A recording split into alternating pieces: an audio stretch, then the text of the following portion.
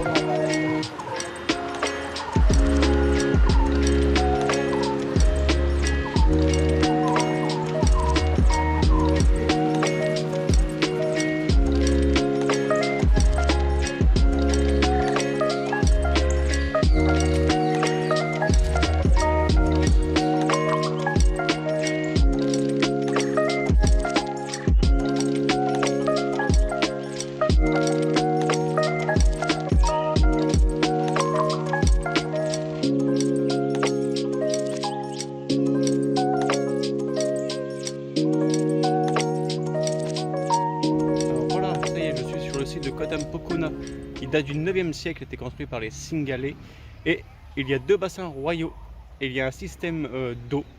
Ils ont contourné la rivière qui est un peu plus loin dans la forêt, et tu vois ça alimentait directement les bassins. Là où il y a mon doigt, l'eau arrivait ici.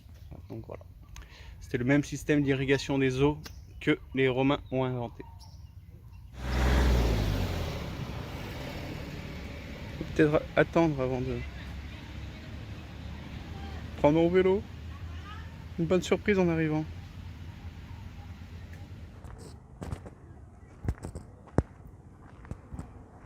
Attention, hein. Ouais, regarde la route avant de traverser.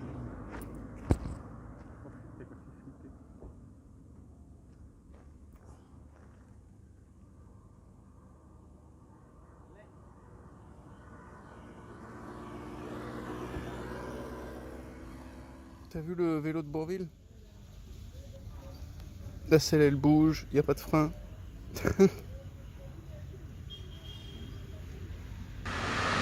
Donc tu vois comme à Angkor, la nature a repris ses droits. Donc là on n'est pas bien loin de Kotam-Pukawa, les anciens bassins royaux.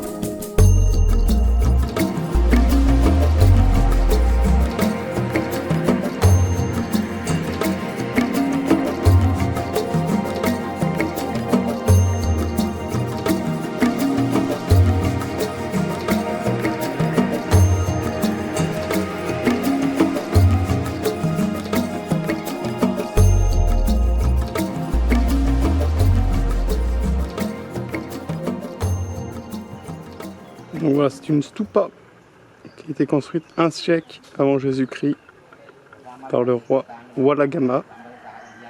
Et elle fait 321 feet pieds.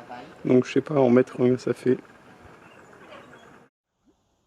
Alors il y a une petite particularité ici, au Sri Lanka, les statues de Bouddha, elles ont été fabriquées de manière, quand tu tournes, là je vais tourner en même temps, tu vois Bouddha s'endormir.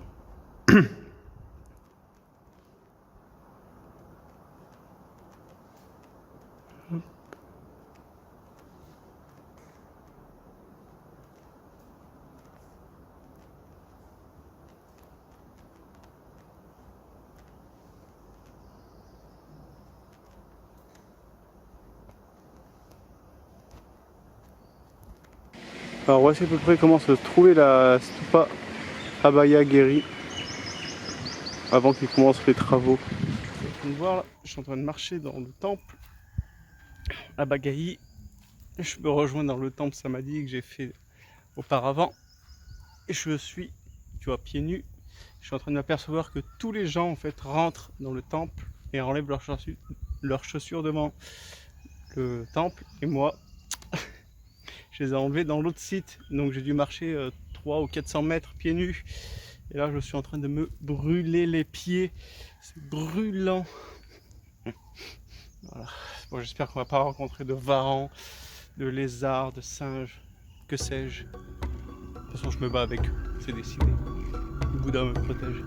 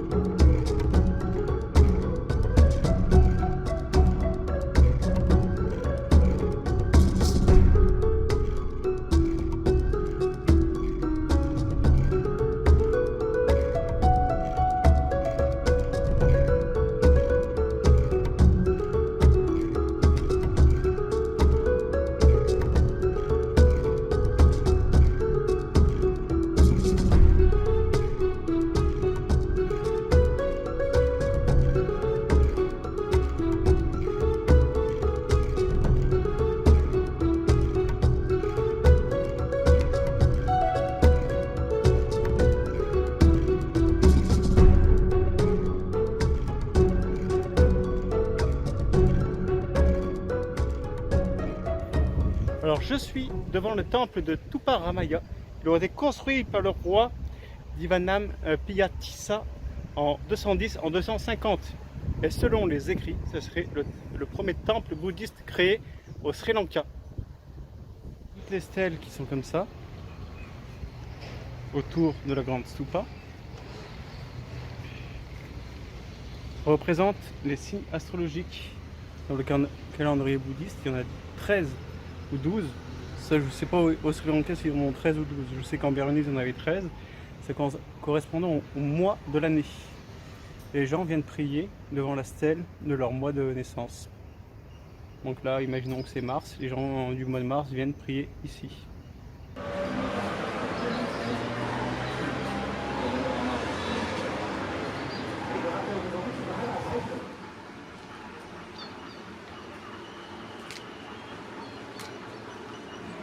Alors tu peux vraiment pas t'ennuyer au bord de la route, hein. Il y a de toutes sortes d'animaux, des chèvres, des vaches en liberté, des singes. Il y a même les singes qui sont blancs là, avec la tête noire et une espèce de crête de punk là. Il faudrait que j'arrive à les retrouver, à en prendre en photo ou en vidéo. Ils sont bien marrants ceux-là. Voilà, des varans. Voilà. On s'ennuie pas pendant la route. Avec mon petit vélo à la Bourville là. Putain. Je pédale, oh c'est dur de pédaler. Donc voilà, tu payes $20 l'entrée du site. c'est vraiment pas cher. Et tu as des routes, mais parfaites. Elles sont dans un état parfait. Donc voilà, ça n'a rien à voir avec Angkor où tu payes quand même 70 $ l'entrée et les routes sont toutes défoncées. Ça fait plaisir quand tu as un vieux biclou comme le mien.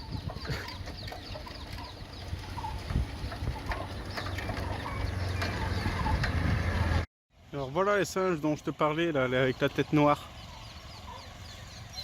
Ils sont gros. Hein.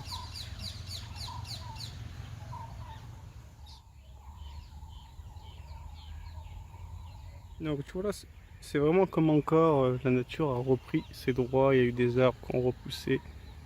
Alors c'est pas tout à fait comme à Angkor, hein, mais ça y ressemble, ça m'y fait penser.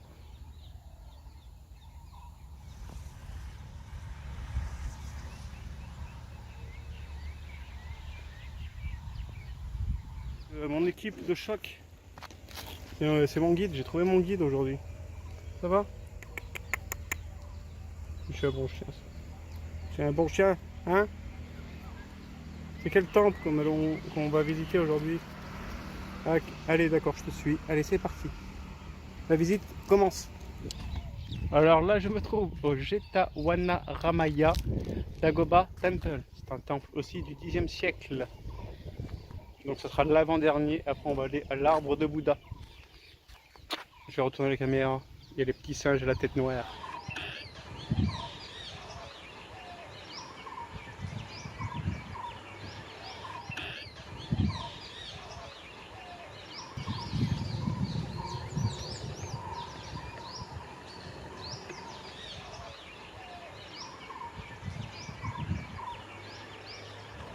Alors lui, il fait ses exercices, il s'étire.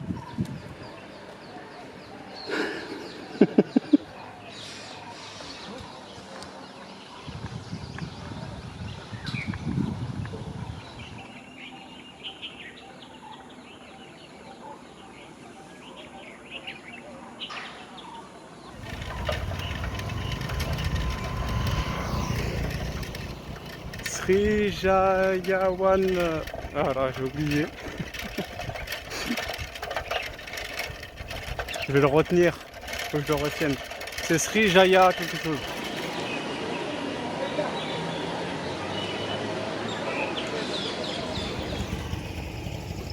C'est les policiers qui donnent à boire aux vaches ici. Viens ma belle.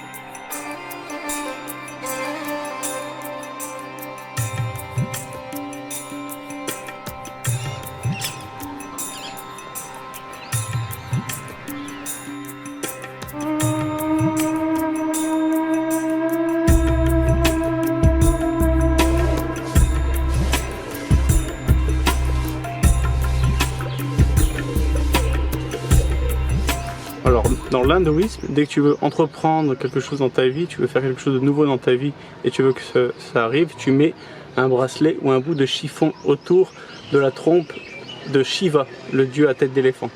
Donc je pense que dans le bouddhisme ici au Sri Lanka, ça doit être pareil. Dès que tu veux entreprendre ou faire une nouvelle chose dans ta vie pour que ça te porte chance, tu viens mettre un bout de chiffon ou un bout de collier autour de la trompe. Alors ça y est, je me trouve devant le temple de Sri Rawanweli-Seya Dagoba. Ça y est, je suis arrivé à le dire. Donc je rectifie mon erreur tout à l'heure, le temple de Tupa Ramaya, c'est le deuxième temple le plus vieux du Sri Lanka. C'est celui-ci le temple le plus vieux du Sri Lanka. Il a été construit 100 ans avant Jésus-Christ. Il a une hauteur de 300 feet. Donc je te marquerai dessous à combien de centimètres ça correspond. Et donc il est hyper grand, hyper beau. Très beau temple. Très beau temple, très belle stupa. Je rectifie encore mon erreur. Voilà, ceci est une stupa. Quand c'est un dôme comme ça, le lotus fermé, on appelle ça une stupa.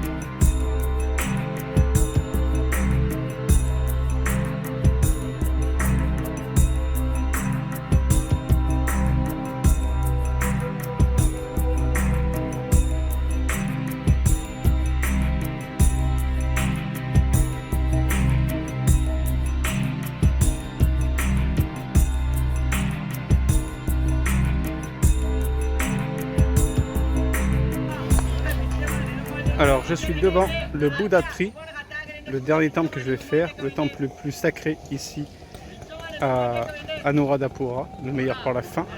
Là ce sont des petits vendeurs ambulants qui vendent toutes sortes de choses quand tu viens prier, donc que ce soit des fleurs, des bougies, des petites coupelles qu'on met par-dessus les bougies.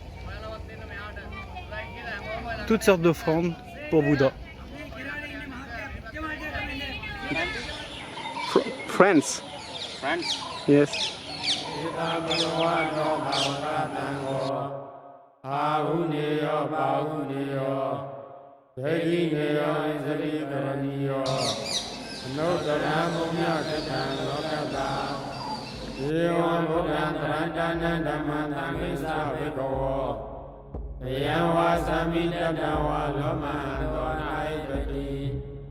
Yanuni Maida wa Mirista Yo Samana Bodhakuna Tado Babego Dodumina Akanda Ugranu Wawina Wina Lamidu Yanuni Maida wa Mirista Yo Samana Bodhakuna Tado Babego Dodumina Akanda Amanu Wawina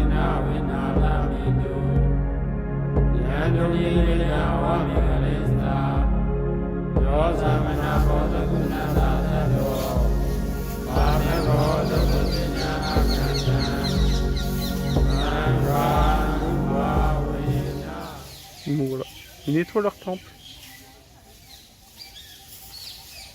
Donc là, je crois que je suis dans la partie fille à gauche et à droite il y a la partie garçon. Ça doit être des bénévoles, je suppose, je ne sais pas. Faudrait que je demande.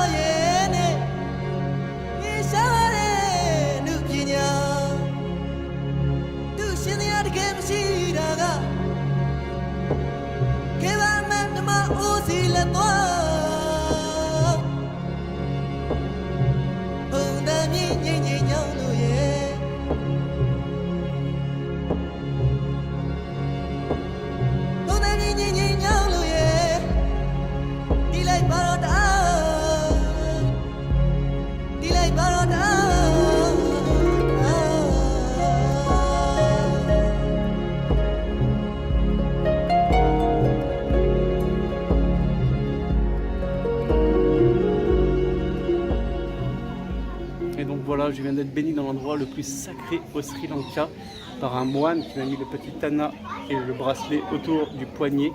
Donc voilà, sous l'arbre de Bouddha, sous le figuier. C'est un figuier qui vient d'Inde et qui a été planté il y a plus de 2000 ans. Et ils ont construit le temple autour en respectant aussi la pousse du figuier, donc ça l'a jamais endommagé. Alors voilà, j'ai donc enfin une réponse à toutes les questions que je me posais depuis que je suis venu ici en Asie, depuis mes voyages en Asie. Comment s'appelait l'arbre de Bouddha? À chaque fois on m'a dit bah, c'est l'arbre de Bouddha. Et là on vient de me dire en fait que c'était une sorte de figuier, c'est un figuier asiatique. Donc voilà, l'arbre de Bouddha qu'on appelle le Bodhi ou le Bo, c'était une sorte de figuier. Voilà, merci au Sri Lankais. Donc voilà, le repas typique ici au Sri Lanka, c'est un koutou.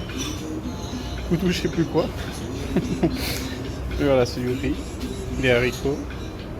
Alors ça je sais pas du tout ce que c'est. Il m'a dit que c'était pas épicé. Et là j'ai pris du chicken. Donc voilà, je vais manger avec la main droite. Je vais faire comme ici. Alors soit tu mets de la sauce comme ça. Pour donner un peu de goût. Elle n'est pas épicée. Hein. Il m'a fait un truc pas épicé. J'en remercie. Parce que hier j'ai mangé épicé. J'étais tout rouge. J'ai pleuré. Donc voilà. Je vais te faire une... Ah non merde, j'ai pas ma branche à selfie. Bon, je ferai d'autres vidéos où je mange avec la main.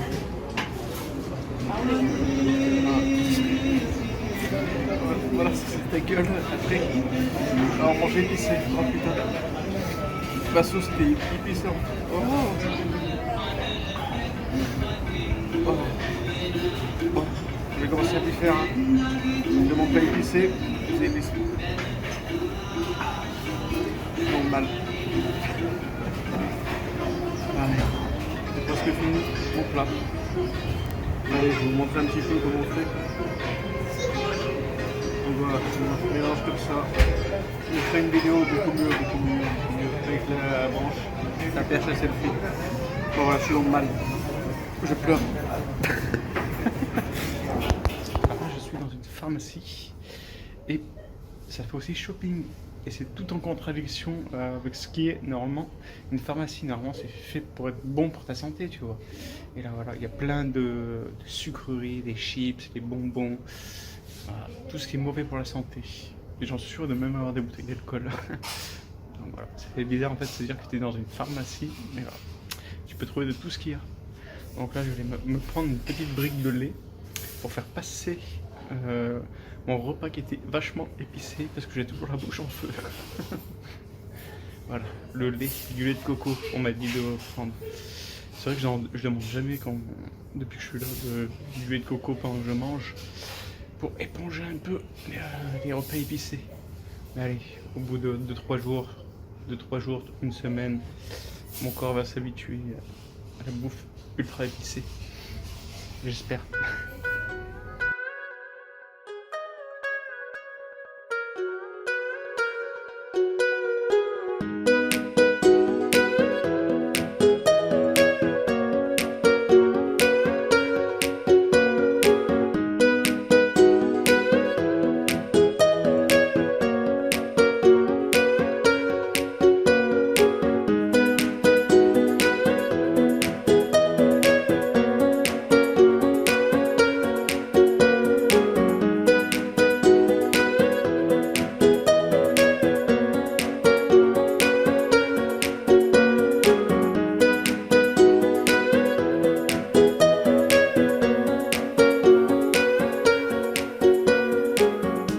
Regarde-moi la taille de ces arbres. Ils sont gigantesques.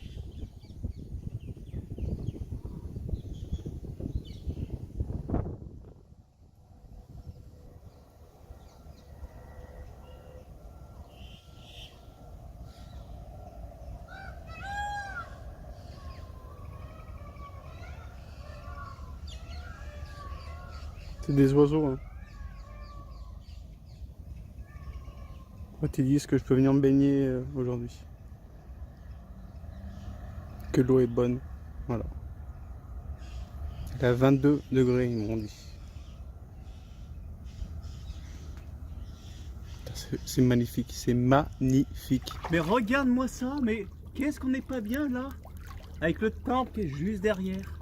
Ces arbres magnifiques, entourés de vaches. de singes, de chiens errants, de chèvres, que sais-je, quel animal encore? Voilà, assis tout naturellement sur les rochers. Voilà, là il manque plus qu'un bon match de foot et c'est pratiquement parfait. Allez, on valide ce petit lac au Sri Lanka, le lac Nurawa.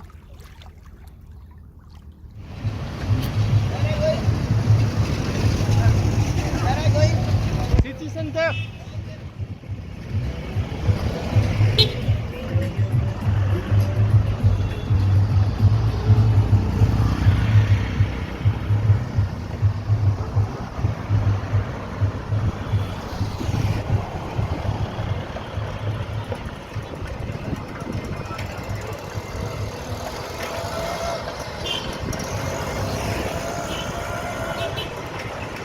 La gare, à gauche. Alors c'est la gare routière. Les bus hyper colorés.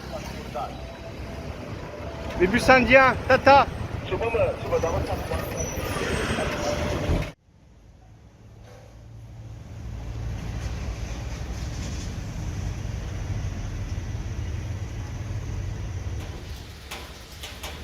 Voilà, c'est là où les fidèles viennent se laver les mains et les pieds.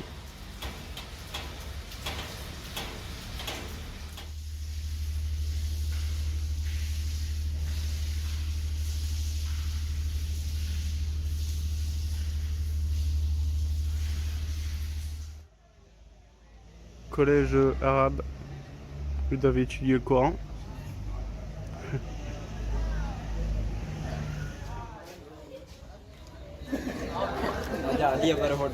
Yes, I'm recording movies, short movies.